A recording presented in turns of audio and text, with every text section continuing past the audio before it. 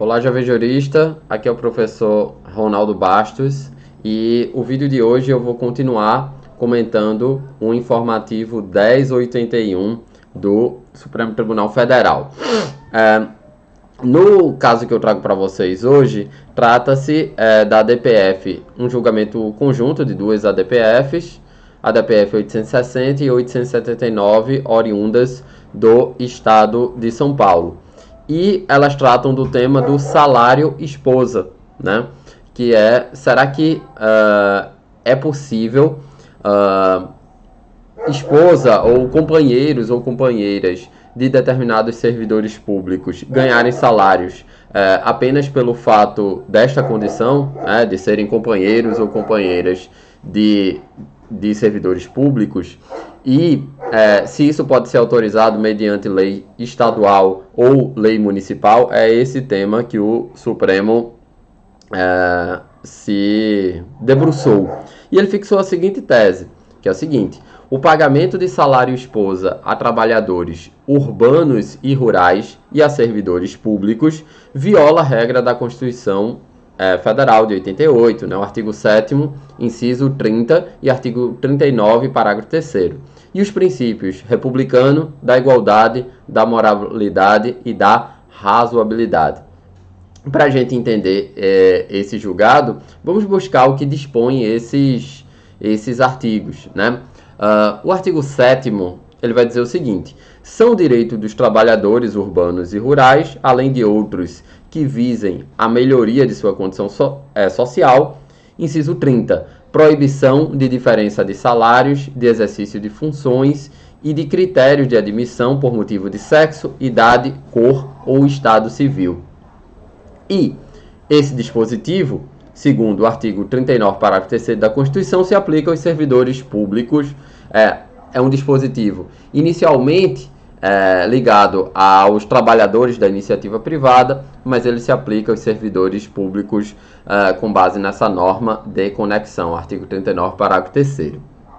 E essa norma vai dizer o seguinte, que a atribuição de um salário diz respeito à capacidade que um trabalhador tem de dar uma contraprestação com a sua mão de obra para o trabalho a ser feito. E este salário não pode ter a ver com sexo, hoje a gente falaria gênero, mas vamos usar a linguagem constitucional, sexo, homem ou mulher. Não pode ter a ver com a idade, ser mais velho ou mais novo. Não pode ter a ver com a cor da pele.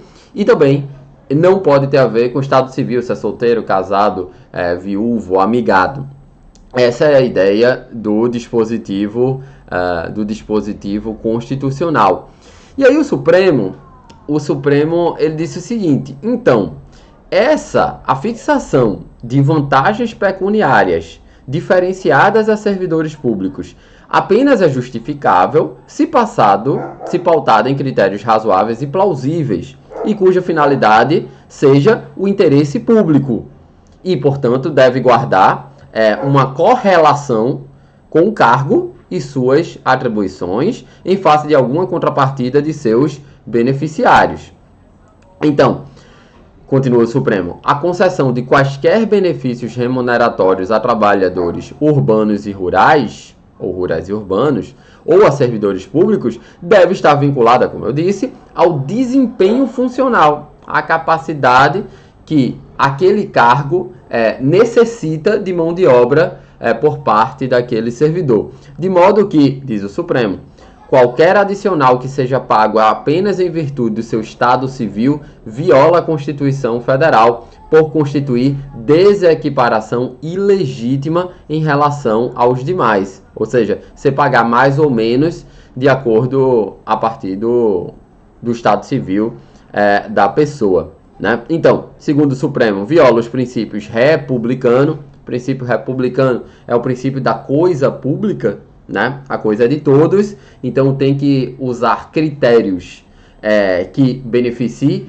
a todos. Um critério distintivo tem que ser justificado por qual benefício que isso vai trazer para a comunidade, não para uma pessoa apenas. Ao critério da igualdade, temos que tratar todos igualmente. O critério da moralidade, ou seja, você estabelecer uma contraprestação, uma prestação salarial, um salário apenas em razão do estado civil e não de acordo com o que aquela pessoa pode contribuir no que atina a mão de obra para o serviço público, ofenderia o princípio da moralidade e da razoabilidade, né? A razoabilidade, inclusive, diz que temos que estabelecer distinções salariais de acordo com a importância do cargo, a complexidade do cargo,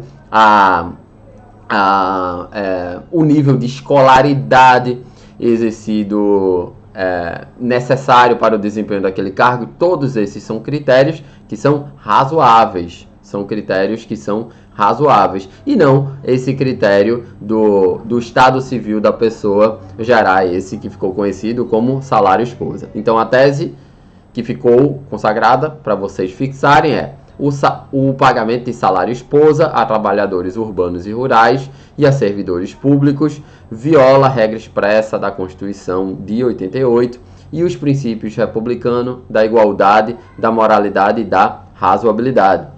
Veja que interessante que, para entender essa tese completamente, é preciso entender a distinção entre regras e princípios. Ele diz, viola a regra. Que regra? Artigo 7º, inciso 30 e artigo 39, parágrafo 3º, e viola os princípios, mais uma vez, com aquela consideração que princípio é norma jurídica, normas jurídicas dividem-se em regras e princípios. Beleza? Uma última observação que eu quero trazer para vocês é porque a Procuradoria-Geral da República não ajuizou ADI contra essas leis, e sim uma ADPF, Arguição de Descumprimento de Preceito Fundamental.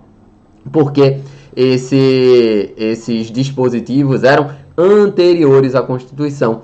Não cabe ADI em razão do princípio da contemporaneidade em relação a dispositivos tidos por contrários à Constituição que são anteriores à Constituição. Só cabe ADI em relação a dispositivos que foram criados posteriormente à Constituição de 88. Então, por isso que ele ajuizou uma ADPF. Espero que vocês tenham entendido. Até uma próxima. Tchau.